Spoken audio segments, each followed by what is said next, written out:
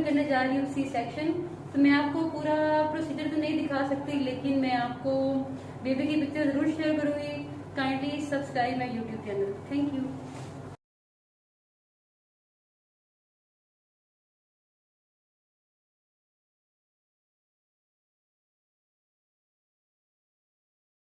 जी हम वॉशअप हो गए हैं और हम जा रहे हैं सिजेरियन के लिए।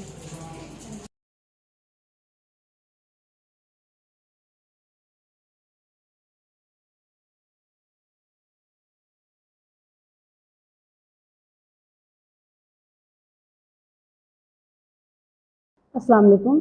मेरा नाम है डॉक्टर सैदा उज़्मा अब्बास और आज की वीडियो में हम डिस्कस करेंगे कि सिजेरियन सेक्शन हमें किन किन सूरतों में परफॉर्म करना चाहिए। तो हम वन बाय वन डिस्कस करते हैं। सबसे पहले अगर मैं ऐसे पेशेंट की बात करूं जिसका पहला बच्चा हो यानी कि प्राइमरी ग्रेविडा, तो अगर वो टर्म पे है और अगर उसका बेबी ब्रीच यानी कि उल्टा या कि ट्रांसवर्स लाया यानी कि आड़ा है, जिनको हम आम ज़बान में आड़ा कहते हैं, तो ऐसी सूरतों में यानी कि अगर फिर मेल प्रेजेंटेशन है, बच्चे की पोजीशन ठीक नहीं है, तो ऐसे पेशेंट को हम ट्रायल ही नॉर्मल डिलीवरी का ट्रायल ही नहीं देते और हमें उसका सिजेरियन सेक्शन परफॉर्म करना है।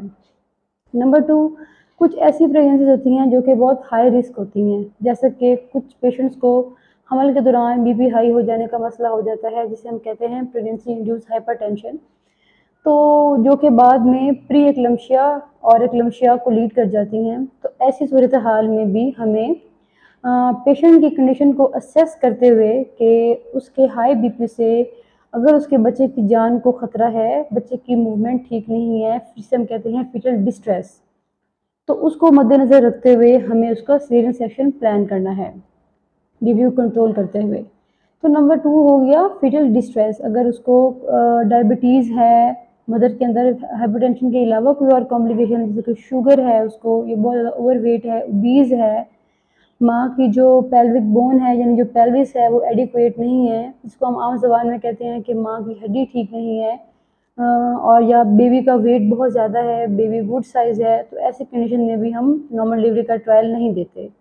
उसके बाद अगर मल्टी ग्रेविडा की बात करें, जिस औरत के एक से ज़्यादा बच्चे हैं और अगर उसके पहले सिजेरियन सेक्शंस हैं और इंटरवल्स बहुत कम हैं, तो अगर उसका पहला सिजेरियन है और दूसरे सिजेरियन में 3 साल से कम का वकवा है, तो उसको भी हम नॉर्मल डिलीवरी का ट्रायल नहीं देंगे और ऐसे कंडीशन में भी हम सिजेरियन सेक्शन परफॉर्म करेंगे। तो पेशेंट मुझसे बहुत ज़्यादा सवाल करते हैं कि क्या मेरा केस नॉर्मल होगा या सिजेरियन होगा। ये पेशेंट टू पेशेंट वेरी करता है। एक और सवाल जो मुझसे मरीज़ पूछते हैं कि क्या नॉर्मल डिलीवरी के बाद भी सिजेरियन के बाद भी नॉर्मल डिलीवरी हो सकती है?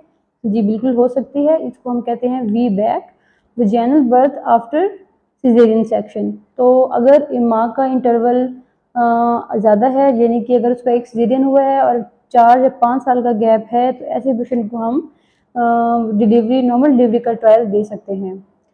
उसके बाद मोस्ट इम्पोर्टेंट, अगर कोई माँ की आंवल का इशू है यानी कि प्लेसेंटा का मसला है, प्लेसेंटा प्रीविया जिसे हम कहते हैं कि माँ की आंवल आगे है बच्चा पीछे है, या आंवल से खून आ रहा है या आंवल फट गई है, तो इस सूरत हाल में भी हमें सिजेरियन सेक्शन परफॉर्म करना है।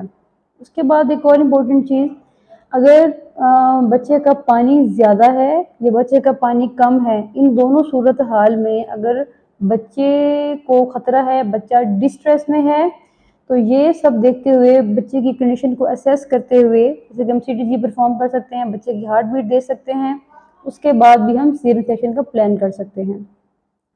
तो हमने आज डिस्कस किया सिजेरियन सेक्शन की इंडिकेशन, जिसमें मोस्ट इम्पोर्टेंट है foetal mal presentation, poor Bishop score, pelvic अगर मदर का इनएडिक्वेट है, प्रीवियस सिजेरियन सेक्शंस हैं, मदर के अंदर अगर कोई हाई रिस्क प्रेगनेंसी है जैसे कि हाइपरटेंशन, डायबिटीज़, तो ऐसी सूरत हाल में भी हमें सिजेरियन की तरफ जाना है। और इसके अलावा बहुत सारी और भी कंडीशन है जिनमें सिजेरियन सेक्शन परफॉर्म कर सकते हैं। इलेक्टिव सिजेरियन भी कुछ होते हैं जिसमें मदर खुद विलिंग होती है कि उसको सिजेरियन सेक्शन ही करवाना है, उसको नॉर्मल की तरफ नहीं जाना, तो ऑन मैटरनल रिक्वेस्ट भी हम सिजेरियन सेक्शन परफॉर्म कर सकते हैं। Thank you very much.